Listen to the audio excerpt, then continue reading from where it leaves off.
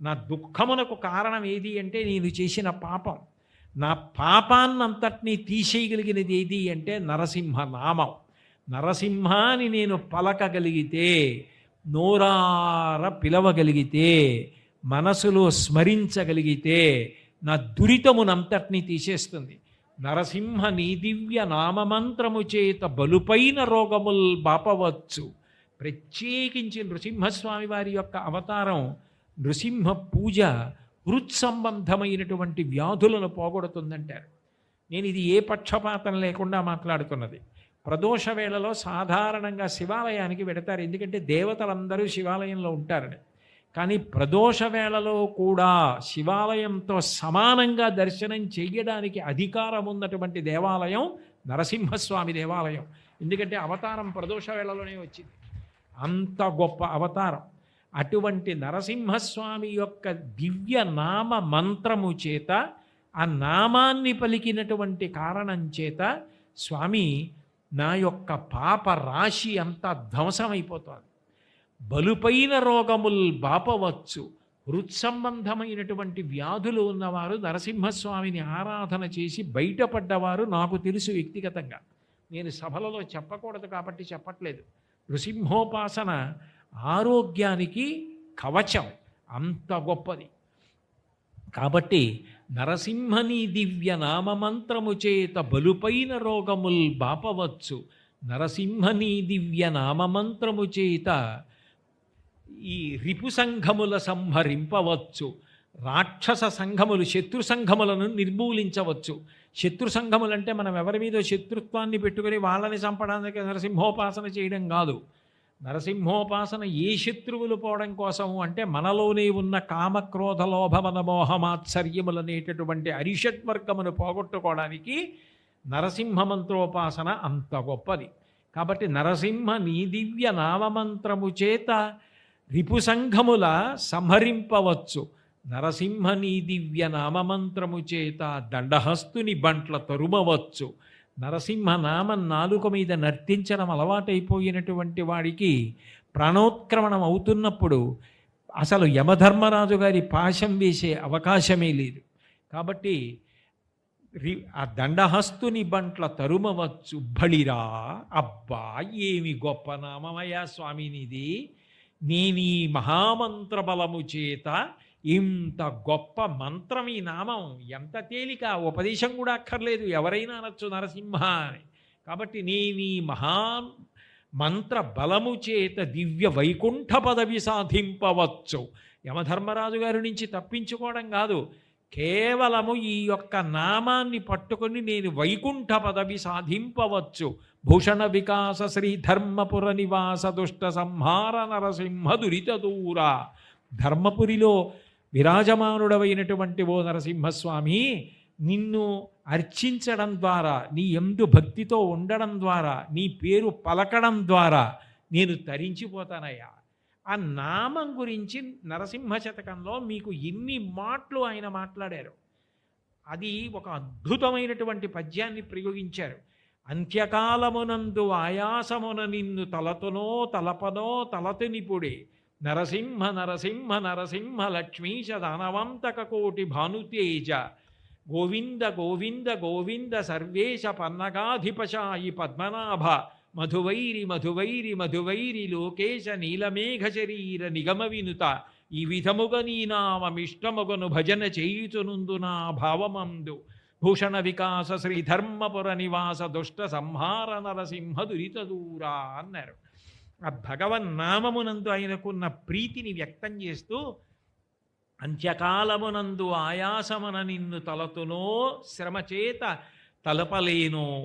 ఈశ్వర, అంత్యకాలం వచ్చేసి నా ప్రాణోత్క్రమణం అయిపోతున్నప్పుడు, బాగా ఆయాసం వచ్చేసి నాకు ఊపిరి అందనప్పుడు, కాళ్ళు చేతులు చల్లబడిపోతుంటే, కొడుకొచ్చి నాన్నగారండి నాన్నగారండి అని కూతురు అరుస్తూ ఉంటే, నేను మూలుగుతూ వాళ్ళ మాట ఎక్కడో వినపడినట్టు అనిపించి నేను జవాబు చెప్పలేకపోతుంటే, కిందకి దింపేసేయండి, బయటికి తీసుకుపోండి, చాపేసేయండి అన్న మాటలు చెవులలో పడుతుంటే, అప్పుడు యమధర్మరాజు గారి భటులు నాకు కనపడుతుంటే, నీ దివ్యనామాన్ని నేను పలకగలనా?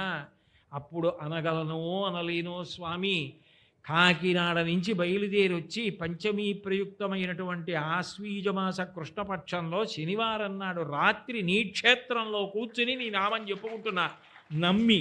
కాబట్టి అంత్యకాలమునందు ఆయాసమున నిన్ను తలతునో తలపనో తలతినిపుడే నరసింహ నరసింహ నరసింహ లక్ష్మీశ దానవాంతక కోటి భానుతేజ కోటి సూర్యుల పగిది వెలిగిపోయేటటువంటి రాక్షస సంహారకర్తవైనటువంటి ఓ నరసింహ గోవింద గోవింద గోవింద సర్వేశ పన్నగాధిపశాయి పద్మనాభ మధువైరి మధువైరి మధువైరి లోకేశ నీలమేఘ శరీర నిగమ వినుత ఈ విధంబుగ నీ నామమిష్టముగను. కష్టంగా కాదు, నిన్ను నమ్మి అప్పుడు అలా అనగలనో అనలేనో, ఆ భయంతో చెప్పగలనో చెప్పలేనో. ఇప్పుడు చెప్తున్నా, బాగా విను స్వామి. నువ్వు ఇంత పెద్ద చెవులతో నృసింహస్వరూపంగా ఉన్నావు కదూ. కొండ మీద కూర్చున్నవాడు ధర్మపురిలో ఉన్నవాళ్ళు రోజూ చెప్పడం పెద్ద గొప్పే ఉంది స్వామి. ఎక్కడి నుంచో వచ్చి పెద్ద గొంతేసుకుని అరిచి చెప్తున్నా. నేను చెప్పానన్న విషయం బాగా జ్ఞాపకం పెట్టుకో. అంత్యకాలమునందు ఆయాసమున నిన్ను తలతునో తలపనో తలతెనిపుడే. అప్పుడు నేను చెప్పగలనో చెప్పలేనో, కానీ ఈ జన్మకి ఈ సౌభాగ్యం చాలు. ధర్మపురి వచ్చాడు, చెప్పాడు, నామం చెప్పాడు, ప్రీతిగా భక్తిగా 1కి 10 మాటలు ఆ మాట అన్నాడు. అన్న విషయాన్ని జ్ఞాపకం పెట్టుకొని అంత్యకాలంలో ఆ ఓపిక నువ్వే ఇచ్చి ఏ భయం లేకుండా ఏ తాపత్రయం లేకుండా నీ పద్యం జ్ఞాపకానికి వచ్చి నేను చెప్తూ ఉండగా తేలికగా నాకు ప్రాణోత్క్రమణం అయిపోయి నీ ఎందుకు కలిసిపోవాలి. అట్లా అనుగ్రహించవయ్యా. ఏమి ఆర్తితో చెప్పుకున్నాడో మహానుభావుడు. ఒక మాట, బ్రతికియున్నన్నాళ్ళు నీ భజన తప్పను కాని మరణకాలమునందు మరతునేమో ఆ వేళ యమదూతలాగ్రహంబున వచ్చి ప్రాణముల్ పెకలించి పట్టునప్పుడు కపవాత పైత్యముల్ కప్పగా శ్రమచేత కంపముద్భవమంది కష్టపడుచు నా జిహ్వతో నిన్ను నారాయణాయంచు పిలుతునో శ్రమచేత పిలువలేను నాటికిప్పుడే నీ నామ భజన తలతు చెవినిడవయ్య ధైర్యముగను భూషణ వికాస శ్రీధర్మపుర నివాస దుష్ట సంహార నరసింహ దురిత దూరా అంటాడు శేషప్ప కవి. శేషప్ప కవి ఆ పద్యం చెప్పబట్టి కదూ నేను ఇవాళ ఈ పద్యం చెప్పుకుంటున్నా. ఇక నాకు జీవితానికి పెద్ద భరోసా, నాకెంత ధైర్యం. నేను ఎప్పుడు వెళ్ళిపోయినా నాకేం బెంగలేదు. ఎందుకంటే ధర్మపురి వచ్చాను, ఆశ్వీజమాసంలో కృష్ణపక్షంలో ఇంత సంతోషంగా ఆ భగవంతుడి యొక్క నామం శేషప్ప కవి పద్య రూపంలో చెప్పుకున్నా. నేను ఎప్పుడు వెళ్ళిపోయినా నరసింహస్వామి నా ఎందు నిలబడి నా చేత ఆయన నామం చెప్పిస్తూ నన్ను తీసుకెడతాడు. నాకంత పరమ విశ్వాసం ఉన్నది. ఆయన మహానుభావుడు శేషప్ప కవి అమూల్యమైన పద్యాలు. బ్రతికియున్నన్నాళ్ళు నీ భజన తప్పను కాని మరణకాలమునందు మరతునేమో. బ్రతికున్నన్నాళ్ళు నా నమ్మకం అలాంటిది స్వామి. నీ గురించి ఒళ్ళు చెమట పట్టేలా చెప్పుకుంటా. చేతులారంగ శివుని పూజింపడి ని నోరు నొవ్వంగ హరికీర్తి నుడువడి ని దయయు సత్యంబులోనుగా తలపడేని కలుగనీటికి తల్లుల కడుపు చేటు. చేతులార శివార్చన చేస్తా పొద్దున్న. సాయంకాలం అయ్యేటప్పటికి ఒళ్ళు చెమట పట్టేటట్టు హరినామ సంకీర్తనం చేస్తా. కానీ అంత్యకాలంలో నా ప్రాణోత్క్రమణం అయిపోయేటప్పుడు కపవాత పైత్యముల్ కప్పగా శ్రమచేత కంపముద్భవమంది కష్టపడుచు. ఒక పక్క కపం, ఒక పక్క శ్లేష్మ, ఒక పక్క దగ్గు, ఒక పక్క గుండె నిప్పి, ఒక పక్క ఆయాసం, ఎదురుగుండా యమభటులు బొణికిపోతూ కంపముద్భవమంది కష్టపడుచు నా జిహ్వతో నిన్ను నారాయణాయంచు పిలుతునో శ్రమచేత పిలువలేను. అప్పుడు నేను పిలవగలనో పిలవలేనో. పిలవగలిగితే అదృష్టవంతుణ్ణి, పిలవలేకపోయినా నువ్వు చివర మాత్రం చెప్పలేదు. బతికున్నన్నాళ్ళు ఓపికన్నన్నాళ్ళు చెప్పావు అంటావేమో. అలా అనద్దు. నేటికిప్పుడే నీ నామ భజన తలతో నీ నామాన్ని ఇప్పుడే నమ్మి చెప్పుకుంటున్నాను స్వామి. చెవినిడవయ్య ధైర్యముగను. ధైర్యంగా చెవినివ్వడం ఏమిటి? ధైర్యం అంటే ధృతి, పట్టుదల.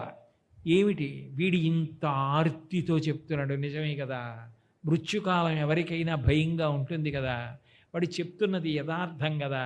వాడు ఇప్పుడు చెప్పినది ఏదిందో ఇది అడ్డు పెట్టి నేను తలుచుకుంటే నేను ఉద్ధరించాలనుకుంటే ఉద్ధరించలేనా? ఒరే కోటేశ్వరరావు, నీకు భయం లేదురా, నేను ఉద్ధరిస్తానని స్వామి నీ అభయహస్తం చూపించు. కాబట్టి చెవినిడవయ్య ధైర్యముగను భూషణ వికాస శ్రీ ధర్మపుర నివాస దుష్ట సంహార నరసింహ దురిత దూర. ఒక్క నామ వైభవం, ఈ నామాన్ని పట్టుకో చాలు. ధర్మపురి క్షేత్రం ద్వారా శేషప్ప కవి ద్వారా ఆయన ద్వారా పలికించి అందించాడు. నా నామం పట్టుకోరా చాలు, నా తత్వాన్ని పరిశీలనం చెయ్యి. భాగవతంలో ఉన్న పద్యాల్ని 1కి 4 మాటలు పరిశీలనం చెయ్యి చాలు. నిన్ను ఉద్ధరించే కర్తవ్యాన్ని నేను తీసుకుంటాను. నామం పలకరా, ఏం అక్కర్లేదు. నువ్వేం పెద్ద పెద్ద పూజలు చెయ్యక్కర్లేదు. పక్కన ఉన్న గోదావరి స్నానం చెయ్యి, నా కొండ మీదకి రా. అదేం పెద్ద కొండ, కష్టపడి ఎక్కవలసిన కొండ ఏం కాదు.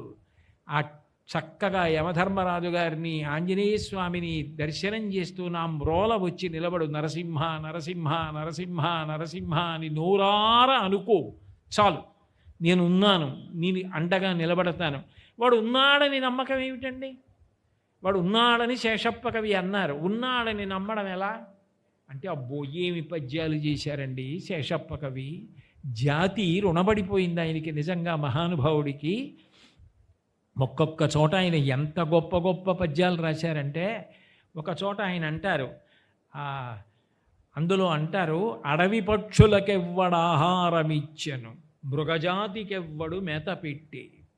మనం లోకంలో ఒక మాట అంటుంటాం, నేను 4గురికి భోజనం పెట్టానండి, ఏదో దేవీ నవరాత్రుల్లో ఇంతమందికి భోజనాలు పెట్టామండి అంటాం.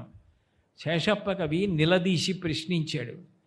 అడవి పక్షులకెవ్వడు ఆహారమిచ్చెను మృగజాతికెవ్వడు మేత పెట్టి, జలచరాదులకు భోజనం బెవ్వడిప్పించి, చెట్లకెవ్వడు నీరు చెదిపోసి, స్త్రీల గర్భమునందు శిశులనెవ్వడు పెంచి. అట్లాగే ఈ మకరందమెవ్వడొనర్చి, ఈ తుమ్మెదలకి మకరందాన్ని ఎవడు తయారు చేసి ఇచ్చాడు. అట్లాగే పశువులకెవ్వడు భూరి పెట్టి, ఆ పశువులన్నింటికీ కూడా పచ్చిగడ్డి పెట్టినవాడెవరు అంటే ఆయనే పెట్టాడు. నిజానికి జగత్తుకంతటికీ అన్నం పెట్టగలిగిన వాడెవరు అంటే ఆయన ఒక్కడే పెట్టాలి. దానికి ఆయన ఉన్నాడు అన్న మాటకి ఎంత గొప్ప మాట చెప్పాడు శేషప్ప కవి. అడవి పక్షులకెవడు ఆహారం ఇచ్చెను. ఇక్కడ నేను చిలకని పెంచానండి, పంజరంలో పెట్టానండి, అరటిపండు పెట్టానండి, జామ పండు పెట్టానండి అనొచ్చు. అడవిలో కోట్ల పక్షులు ఉన్నాయి. కోట్ల పక్షులు రకరకాల ఆహారాలు తింటాయి. కొన్ని మాంసాహారం తినే ఉన్నాయి, కొన్ని శాకాహారం తినే ఉన్నాయి, కాయలు తినే ఉన్నాయి, పళ్ళు తినే ఉన్నాయి, పురుగులు తినే ఉన్నాయి. ఇన్నింటికి కావలసిన ఆహారాన్ని తయారు చేసి పెట్టిన అన్నదాత ఎవడురా? నేనింటికి అన్నం పెడుతున్నానని ఎప్పుడైనా ఎక్కడైనా బోర్డు పెట్టాడు ఆయన? అడవి పక్షులకెవడు ఆహారమిచ్చను మృగజాతికెవ్వడు మేత పెట్టే. మృగములున్నాయి, కొన్ని శాకాహారం తింటాయి, కొన్ని మాంసాహారం తింటాయి. కుందేలుంది, మేకుంది, గొర్రె ఉంది, ఈ గొర్రె, మేక, ఆవు, ఎద్దు ఇటువంటివన్నీ కూడా శాకాహారం తింటాయి. ఏనుగు శాకాహారం తింటుంది. కొన్ని శాకాహారము తింటాయి, మాంసాహారము తింటాయి. పిల్లుంది, పాలు తాగుతుంది. ఎలక మాంసము తింటుంది. కొన్ని కేవలం మాంసాహారం తింటాయి. పెద్ద పులుంది, కాయలు పళ్ళు తిందవు, మాంసం తింటుంది. కొన్ని ఉన్నాయి శాకాహారము మాత్రమే తిని బలిసినటువంటి ప్రాణి యొక్క మాంసం తినడం ఇష్టపడతాయి. సింహం ఉంది, కేవలం శాకాహారం తిని పెరిగేటటువంటి ఏనుగు మాంసాన్ని ఇష్టపడుతుంది. ఇన్నింటికి అసలు ఇంత ఆహారాన్ని, ఇన్ని మృగాలకి ఆహారం ఎవరయ్యా తీసుకొచ్చి పెట్టినవాడు? మృగజాతికెవ్వడు మేత పెట్టే, జలచరాదులకు భోజనం బెవ్వడిప్పించే. నీళ్లల్లో ఉండేటటువంటి ప్రాణులు తిరుగుతుంటాయి. చేపలు, కప్పలు, పీతలు, పురుగులు నీళ్లల్లో తిరుగుతాయి. నీళ్లల్లో తిరిగేటటువంటి ప్రాణులకు పట్టుకెళ్ళి ఇన్ని ప్రాణులకు అన్నం పెట్టిన వాడెవరు? చెట్లకెవ్వడు నీరు చెదిపోసి. ఈ చెట్లకి ఎన్ని చెట్లు, ఒకటా రెండా ఏవో కొన్ని చెట్లు అంటే మనం ఆ నీళ్లు పోస్తాం. ఏదో మన పెరట్లో పెంచుకున్నటువంటి చెట్లకి అరణ్యాలు పెరుగుతున్నాయి, ఎన్నో చెట్లు పెరుగుతున్నాయి. ఇంత వర్షం పడుతోంది, వర్షం పడి ఎన్ని విత్తనాలో మొక్కలు అవుతున్నాయి, చెట్లు అవుతున్నాయి. ఇవన్నీ ఎవరు చేస్తున్నవాడు?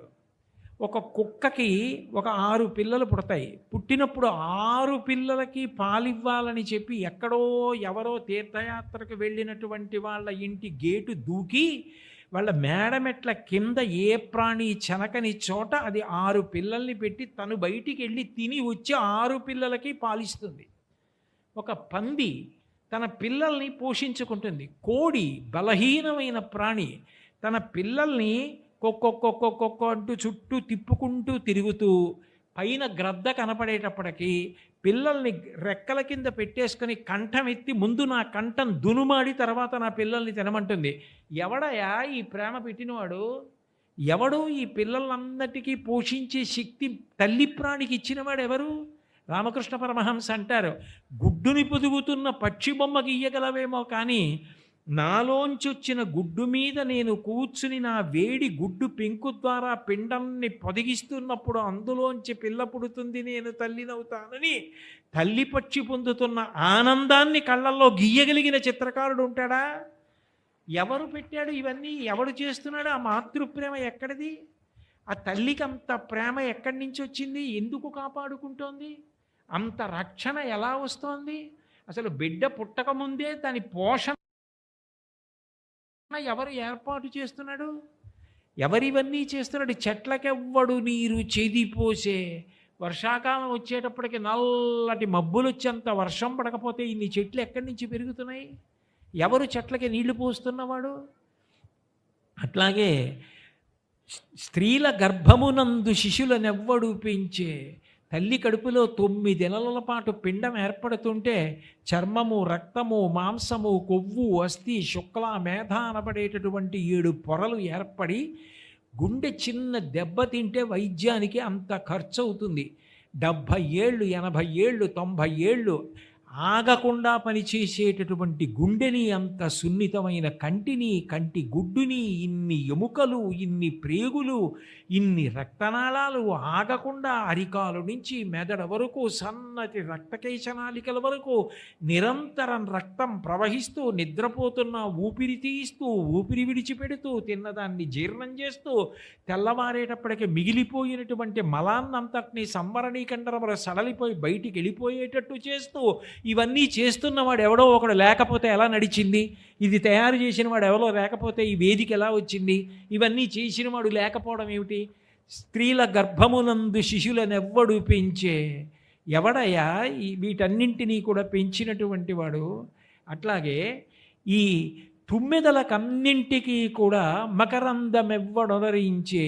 ఎవడు తేనెని పువ్వుల్లోకి తీసుకెళ్ళి చుక్క చుక్క చుక్క చుక్క చుక్క చుక్క తేనె ఇన్ని కోట్ల పువ్వుల్లో పెట్టడమా? తుమ్మెదకి 6 కాళ్ళ, 6 కాళ్ళతో ఎగిరి పువ్వు దగ్గరికి రావడమా? పువ్వు మీద కూర్చోవడమా? ఆ పువ్వు లోపల ఉన్న మకరందపానం చేయడానికి వీలుగా దానికి తొండమా? గుచ్చి ఆ మకరందాన్ని పీల్చడమా? ఎగిరి వెళ్ళిపోవడమా? ఎవరయ్యా ఈ వ్యవస్థ పెట్టినవాడు? ఇన్ని కోట్ల తుమ్మెదలకి కావలసినంత తేనె తెల్లవారేటప్పటికీ ఇన్ని పువ్వుల్లో నింపుతూ ఉండాలి. ఎవరు నింపుతున్నాడు? పశువులకెవ్వడు సమకూర్చే పచ్చిబూరి.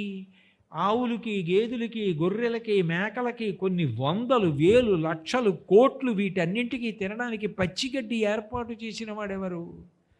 ఈ లోకంలో ఉన్నటువంటి ప్రాణులకు నిజానికి అన్నం పెట్టడం అంటే నువ్వు చెయ్యాలి తప్ప యథార్థానికి వేరు దాత లేడు. ఇంకొకడెవరో అన్నం పెడుతున్నవాడు ఎవరూ లేడు. ఆయన చేసిందే.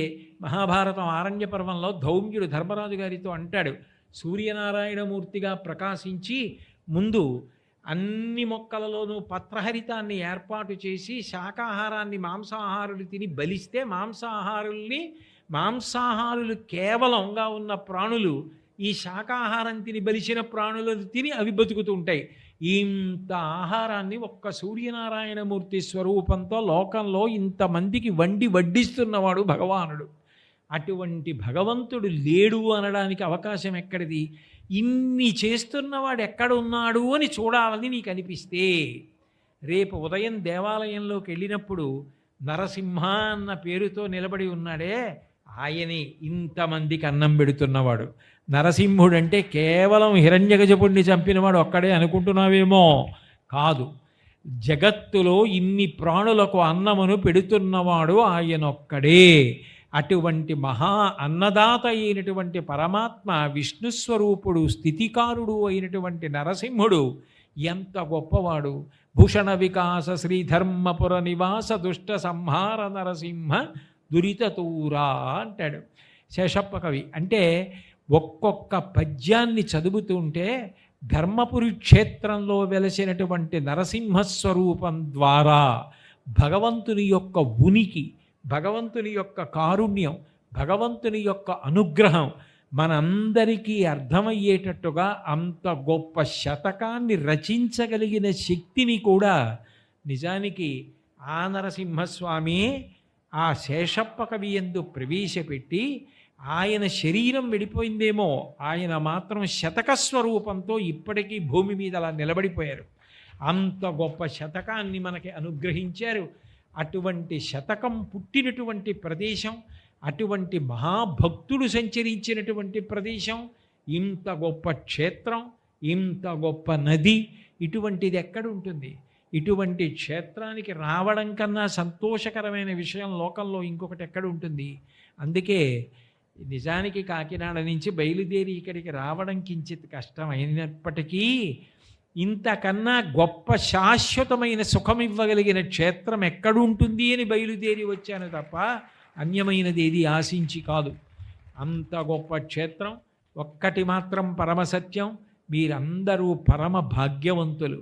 ఎన్ని కోట్ల జన్మల పుణ్యం ఉంటే మీరు ఇంత గొప్ప క్షేత్రంలో నివాసం చేస్తున్నారో.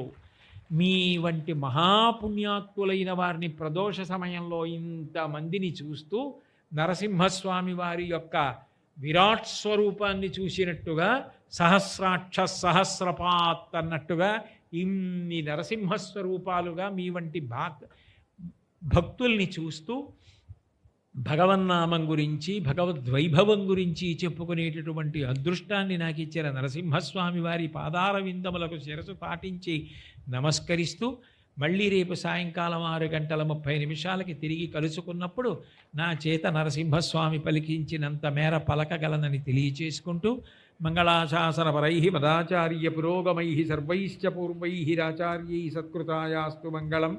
మంగళం కోసలేంద్రాయ మహనీయ గుణాత్మనే చక్రవర్తి తనూజాయ సర్వభౌమాయ మంగళం. ఉమాకాంతాయ కాంతాయ కామితార్థప్రదాయినే శ్రీగిరీశాయ దేవాయ మలినాథాయ మంగళం. అటువంటి మధుపాళికెవ్వడు మకరందమునరించే, ఇన్ని తుమ్మెదలకి మధువందించిన వాడే నా మాటలకి కూడా ఆ తేనె తీయదనాన్ని ఇవ్వాలని కోరుకుంటూ స్వస్తి.